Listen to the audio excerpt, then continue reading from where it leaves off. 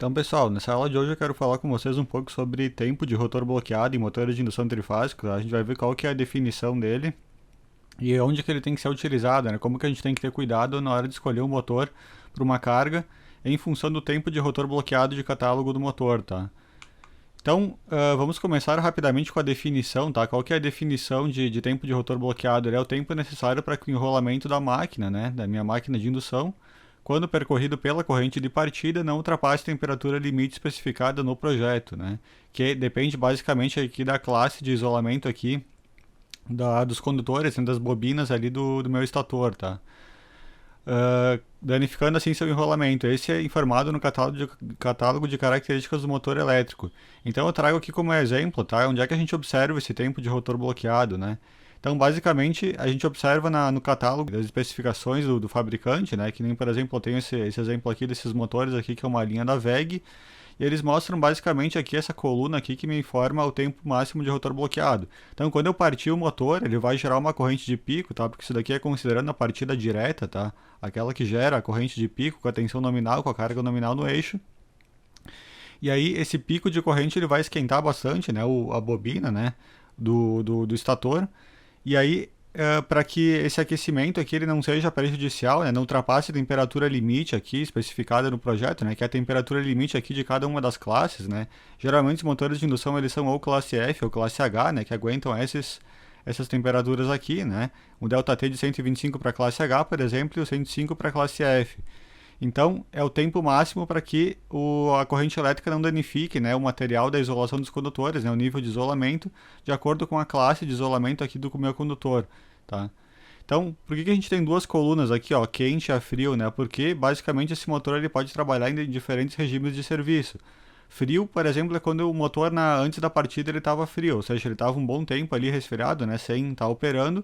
Então, os enrolamentos, né, e a temperatura ambiente ali do motor, desculpa, a temperatura dos enrolamentos, né, do estator, elas eram próximas à temperatura ambiente, tá? Então o motor estava desligado há um bom tempo.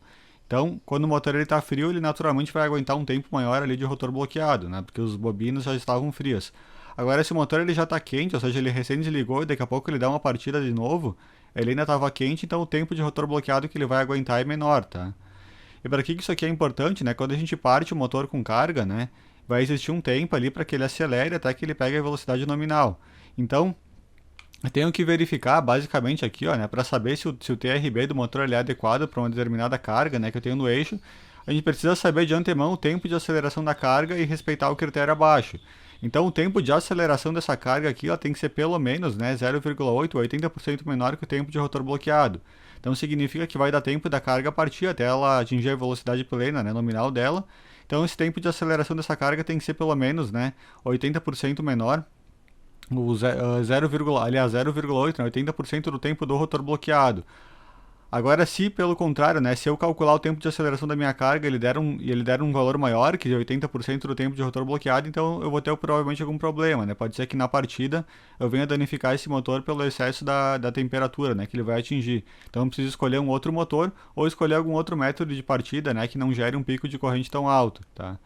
Então, como é que eu chego nesse tempo de aceleração da carga, tá? Isso daqui eu posso fazer depois de uma aula específica, mas a expressão é essa daqui, que depende basicamente do momento de inércia, né, que é o J aqui do motor, mais a carga, e do conjugado médio aqui, né, que a gente vai ter aqui do motor e da carga, tá? Então isso daqui vai me dar um tempo de aceleração em segundos, e esse tempo de aceleração ele tem que ser menor aqui de 80% do tempo de rotor bloqueado, tá? Basicamente, quando tu tem uma carga, né, pode ser que o teu fabricante ele já especifique, né, o tempo de aceleração de acordo com o motor que tu vai utilizar, mas tu tem que ter, né, já essa informação aqui de antemão para te saber se teu motor ele vai ou não conseguir acionar a tua carga. Então, quando a gente tem partidas que não são diretas, né, aquela tabelinha lá que eu mostrei para vocês é para uma partida direta, mas quando tu tem uma partida que não é direta, né, por exemplo, uma partida que é estrela-triângulo, né, que é muito comum de se fazer em motores de indução, tu vai ter que fazer uma correção aqui no tempo de rotor bloqueado, né? Tu vai ter um novo valor de TRB. Então tu vai pegar o valor de tabela, aquele que a gente viu lá, né? O original aqui do motor, que é o TB, e vai jogar nessa expressão aqui. Então o N aqui é a tensão nominal, tá? Essa tensão aqui, vamos supor que seja 220, né? Que é o valor geralmente da tensão dos motores de baixa tensão, né? Da bobina. E aí a tensão reduzida, por exemplo, na partida estrela-triângulo seria 127. E aí com esse valor aqui, ó, tu vai ter um valor aqui maior que 1 nessa divisão. Consequentemente, tu vai ter um tempo de rotor bloqueado maior, se tu reduzir a tensão de partida do motor.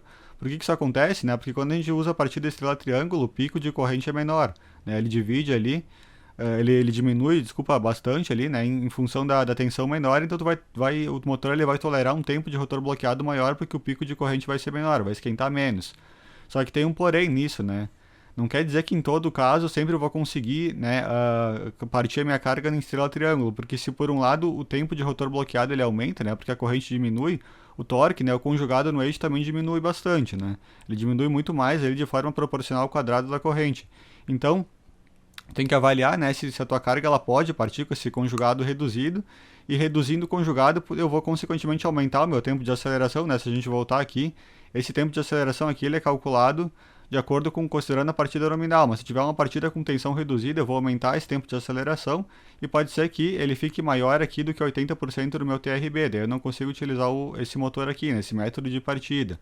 Então, é mais para vocês, né, tomarem cuidado ali, porque geralmente a gente usa bastante nessa partida estrela-triângulo.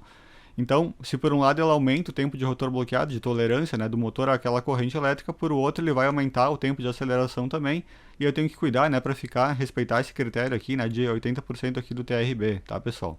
Então nessa aula era isso, tá? Se tiverem gostado ou tiverem alguma dúvida, é só deixar nos comentários. Não esquece do joinha no vídeo, então obrigado, valeu!